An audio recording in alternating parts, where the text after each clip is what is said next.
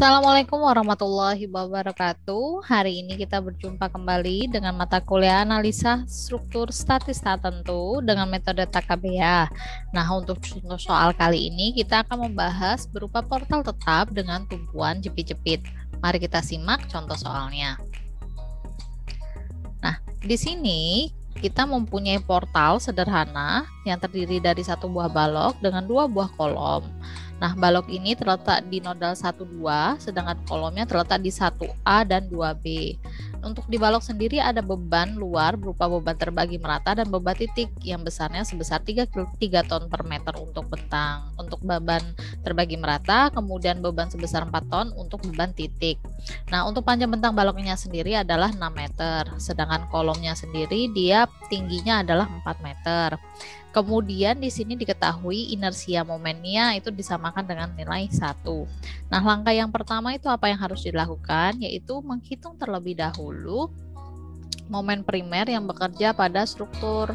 Nah, momen primer ini dihitung berdasarkan gaya luar yang bekerja pada beban. Nah, di sini yang diketahui hanya momen primer yang terjadi pada balok saja, sehingga kita hitung M12 dan M21. Dan di sini merupakan kombinasi antara beban terbagi merata /12 kL kuadrat, kemudian berupa beban titik juga ditambah 1/8 PL. Dari sini kita memperoleh M12 sebesar min 12 ton meter dan M21 sama dengan 12 ton meter. Nah, ini baru tahap yang pertama, kita masih ada beberapa step lagi ke belakang untuk menggambarkan diagram BMD, SFD, dan FD dengan metode TKBA. Nah, selanjutnya langkah yang kedua yaitu dengan menghitung momen titik buhul. Nah, untuk momen titik buhul sendiri ini kita hitung tau 1 itu sama dengan momen primer 1,2 ditambah momen primer 1A. Nah, untuk momen primer 1A maupun momen primer 2B itu tidak ada karena memang di bagian kolom ini tidak ada beban luar yang bekerja, tidak ada gaya ya sama sekali, di sini hanya berupa kolom saja. Nah, sehingga di sini tau 1 sama dengan momen primer 1,2 dapatnya min 12 ton meter. Begitu juga dengan tau 2 sama dengan momen primer 21 dapatnya 12 ton meter. Nah, langkah yang ketiga adalah menghitung angka kekakuan. Di sini angka kekakuan adalah fungsi daripada inersia dibagi dengan panjang bentang.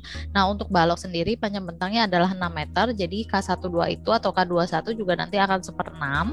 Sedangkan K1A maupun K2B itu nanti 1/4. Nah, dari sini nanti kita akan mendapatkan nilai kekakuannya. Kemudian langkah yang keempat yaitu kita menghitung angka distribusi, yaitu kita akan mendapatkan nilai gamma 1A, gamma 12, gamma 21, dan gamma 2B. Nah, sebelumnya kita harus menghitung terlebih dahulu nilai rho 1 maupun rho 2. Rho 1 dan rho 2. Kenapa rho-nya ada 2? Karena di sini hanya ada 2 titik buhul. Titik buhul hanya 2 join yang pertemuan balok dan kolom, yaitu join 1 dan join 2. Untuk join 1 sendiri formulanya adalah 2 kali K1A ditambah K12 karena memang yang merangkak di nodal 1 itu. Kemudian yang merangkak di nodal 2 adalah rho 2 sama dengan 2 kali K12 ditambah dengan K2B. Dan di sini kita akan memperoleh nilai masing-masing adalah 0,8333. Nah, selanjutnya kita baru akan menghitung nilai gamma 1A dan gamma 12. Nah, ini semuanya dibagi dengan rho 1. Karena apa? Karena yang merangkak di nodal 1 itu adalah batang 1A dan 12. Nah, ini 1A dan 12 sehingga ini dibagi rho 1. Sedangkan gamma 21 dan 2B ini merangkak di nodal 2 sehingga nanti pembaginya adalah rho 2. Dari masing-masing itu kita hitung, nanti kita akan dapatkan nilai ada yang 0,3 dan 0,2.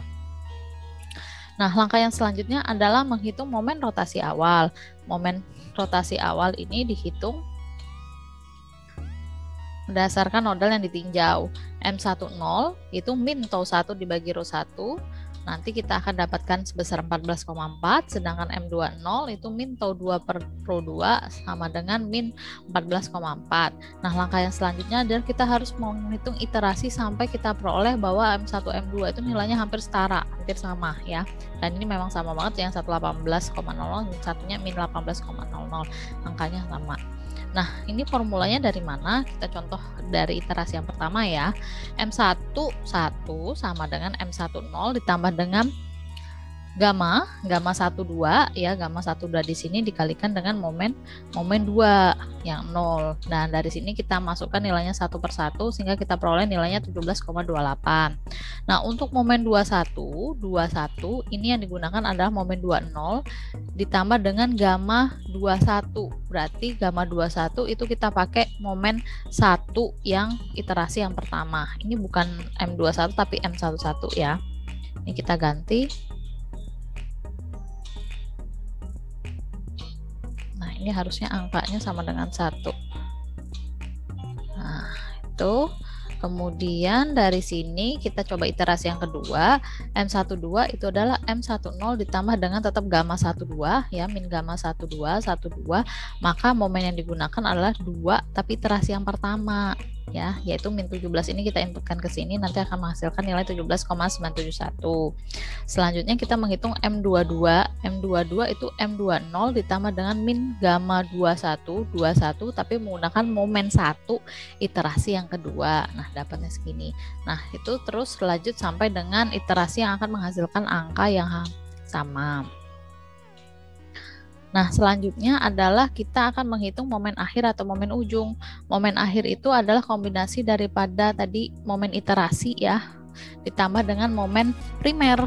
Nah, untuk di sini momen primer yang akan kita hitung atau yang akan kita gunakan itu semuanya ya. Di sini ada momen 12, ada momen 1A, ada momen 21, ada momen 2B, momen A1 dan momen B2. Nah, dari sini ya kita coba hitung bahwa momen 12 itu sama dengan K12 dikalikan 2 dikali M15 M1 ya, iterasi yang paling terakhir ditambah M2 iterasi terakhir ditambah dengan M12 ya, karena momen ini momen 12. Nah, ini kita inputkan berdasarkan momen primer, tadi dapatnya min 12, kemudian M1, M2 nya dapat dari iterasi yang terakhir, iterasi keempat tadi, kemudian ini nilai K12 nya.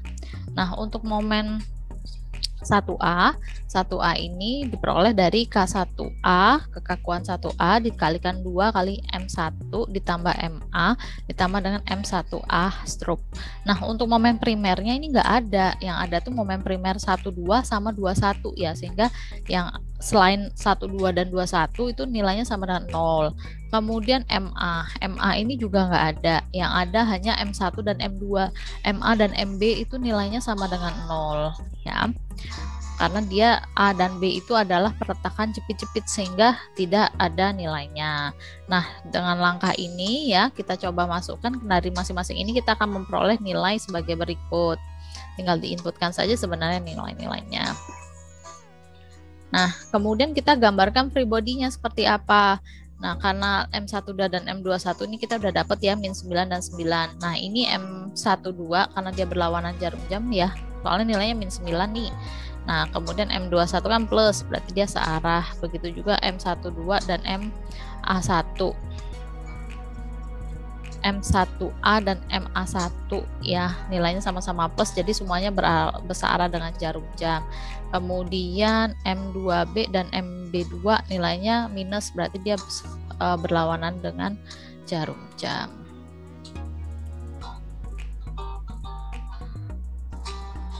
Nah, dari sini ya kita dapatkan free body diagramnya ya. Nah, untuk di sini karena dia perputarannya ke arah searah jarum jam, maka ini ke atas. Kalau ini juga ya juga dia searah, nanti gaya horizontal dan vertikalnya ini mengikuti. Nah, selanjutnya adalah kita mau menggambarkan SLB, BMD, NFD. Terlebih dahulu kita menghitung reaksi perletakan terutama pada balok. Nah, di sini kita akan lebih mudahnya mungkin dituliskan saja ya. Ini nodal 1 biar untuk mempermudah. Dan ini adalah nodal 2. Ini nodal 1, juga ini untuk nodal 2, ini nodal 1, ini juga nodal 2. Nah, dari sini ya kita akan peroleh, dari sini kita akan peroleh terlebih dahulu mencari reaksi, karena untuk mendapatkan momen maksimumnya nilainya berapa itu kita butuh V1 2 dan V21. Nah, caranya gimana? Caranya yaitu dengan menggunakan persamaan keseimbangan sigma momen. Nah, kita mau cari V12 berarti kita ambil sigma momennya sama dengan 2, itu sigma momen 2 sama dengan 0. Kalau kita mau mencari V21 berarti sigma momen satunya yang sama dengan 0. Dari situ ya bisa kita inputkan ya. Ini ada langkahnya. Misalkan sigma momen 2 sama dengan 0, maka V12 dikalikan lengannya. Lengannya kan 6 meter nih, panjang baloknya 6 meter dikurangi P kali 3. P-nya ini kan letaknya di tengah bentang, maka dari P ke nodal 2 itu jaraknya adalah 3, kemudian dikurangi setengah kali QL kuadrat, yaitu beban terbagi merata ya, daya beban terbagi merata di sini, sehingga kita peroleh ditambah juga dengan M1 dan M21. Nah, dari sini kita akan dapatkan V12 sama dengan 11 ton. Begitu juga untuk V21 ya, dengan cara yang sama kita dapatkan 11 ton. Nah, untuk terlebih dahulu ini juga kita harus kontrol untuk persamaan keseimbangan, itu kita bisa gunakan sigma vertikal sama dengan 0. Di sini ya kita cek apakah aksi sama dengan reaksi. Sigma vertikal sama dengan 0 berarti V12 ditambah V21 sama dengan P plus Q tidak ya, Q kali L di sini Q-nya. Nah, untuk V12 kan nilainya 11, V21 juga 11. Untuk nilai P-nya tadi sama dengan 4 ya. Kemudian ditambah dengan nilai Q-nya.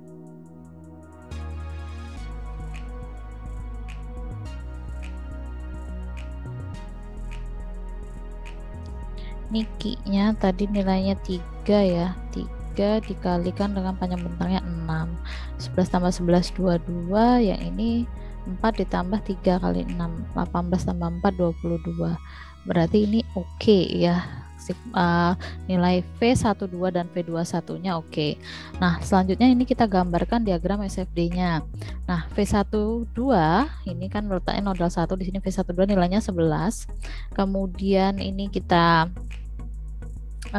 gunakan ini ya, di sini kita gunakan Q kali X-nya. Q kali X-nya itu X-nya kan kebetulan berada di tengah-tengah bentang ya, berarti 3, Q-nya kan 3 kali 3 9, berarti ada 9. Berarti sisanya di sini adalah 2. Nah, 2 ini kita ambil turun lagi 2 ke bawah itu sama dengan P-nya ya. Jadi ini bentuk diagram SFD-nya.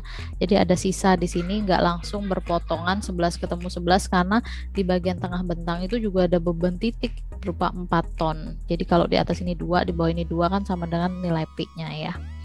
Oke, nah selanjutnya ini bisa kita gunakan untuk menghitung momen pada batang 12 ya. Momen pada batang 12 ini momennya bisa kita dapatkan ini dari V12 dikalikan dengan X ya, dikalikan dengan ini nilai P, kemudian ini setengah kali Q, ini Q-nya, Q kali X kuadrat ditambah dengan momen 12. Nah, karena X itu sama dengan 3 meter ya, X itu berada di tengah bentang, maka pas di X sama dengan 3 meter itu ada nilai P ya, sehingga ini pada saat P kali X itu X-nya nilainya 0 ya di sini. Nah, sedangkan untuk yang lain ini boleh diinputkan nilainya sama dengan 3. Dari sini kita peroleh nilainya 10,5. Nah, ini kita gambarkan diagramnya ya. Bentuk bending momennya ini negatif.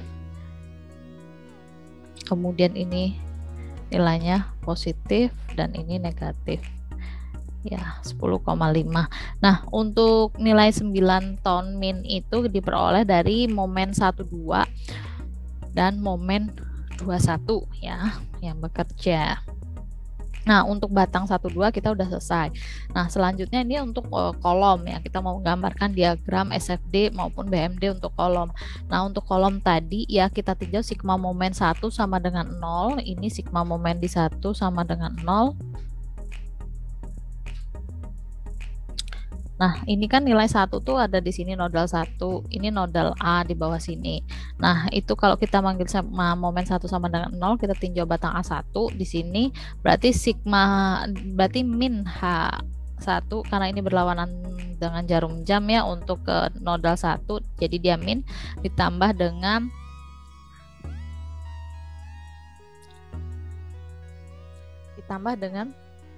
MA1 ditambah M1A sama dengan 0. Dari sini kita dapatkan HA1 sama dengan 3,375 dan arahnya adalah ke kanan.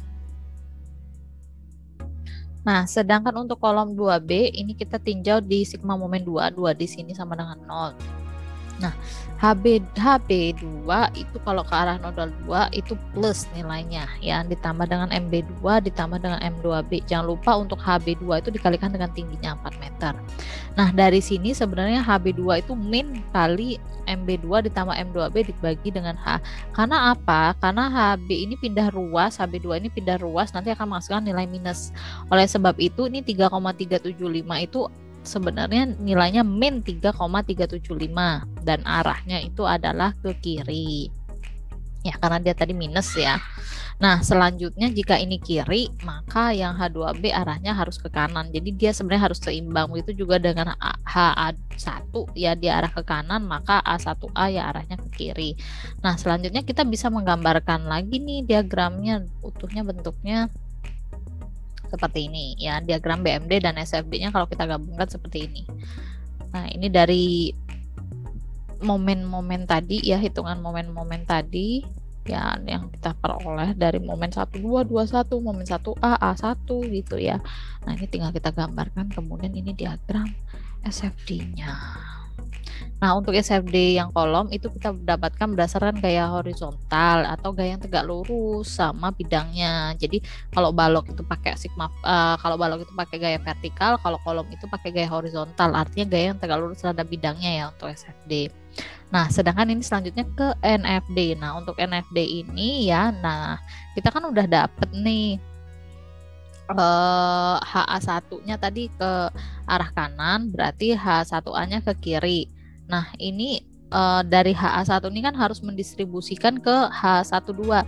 Jadi kalau ini ke kiri, maka yang H12-nya ke kanan ya, biar seimbang. Nah, kalau H12-nya ke kanan, maka H21-nya ke kiri. Atau begitu juga dengan ini. Kalau HB2-nya ke kiri, H2B-nya kan ke kanan, maka dari 2B ini kalau ke H21 juga harus berlawanan lagi gitu. Jadi dia ke kiri. Nah, ini semua strukturnya batang H12 ini kan kalau NFD itu adalah gaya yang sejajar sama batangnya. Ini semuanya desak ya.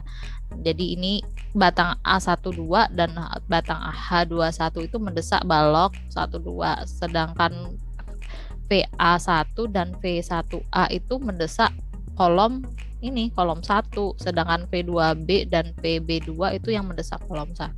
Jadi NFD itu cari batang yang sejajar ya. Jadi bukan dalam artian NFD itu pakai vertikal, SFD itu pakai horizontal atau kebalikannya, enggak ya. Jadi tergantung. Jadi yang kamu pahami itu SFD itu adalah gunakan gaya yang tegak lurus terhadap batangnya. Nah, kalau NFD itu yang sejajar batangnya. Nah, kebetulan kalau untuk balok ini yang sejajar batangnya ya gaya horizontal, sedangkan yang untuk NFD ini yang kolom, maka yang sejajar itu adalah gaya vertikalnya ya. Nah, gimana sih mendapatkan gaya vertikal? Tadi kan V12 udah didapat nih dan V21 udah dapat nih arahnya ke atas. Dia akan mendistribusikan atau menyalurkan beban itu ke bawah, maka ini arahnya ke bawah ya gitu. Kemudian kalau ini arahnya ke bawah, maka PA1-nya arahnya ke atas. Nah, nilainya sama-sama dengan A12 yaitu 11 ton. Dan kalau ini kita gambarkan, maka ini semuanya berupa batang desak ya. Ini berupa batang desak baik balok maupun kolom. Oke, begitu untuk contoh soal kita hari ini berupa portal tetap ya. Sekian untuk pertemuan kali ini. Kita akan lanjutkan di pertemuan berikutnya dengan contoh soal yang berbeda. Saya akhiri. Assalamualaikum warahmatullahi wabarakatuh.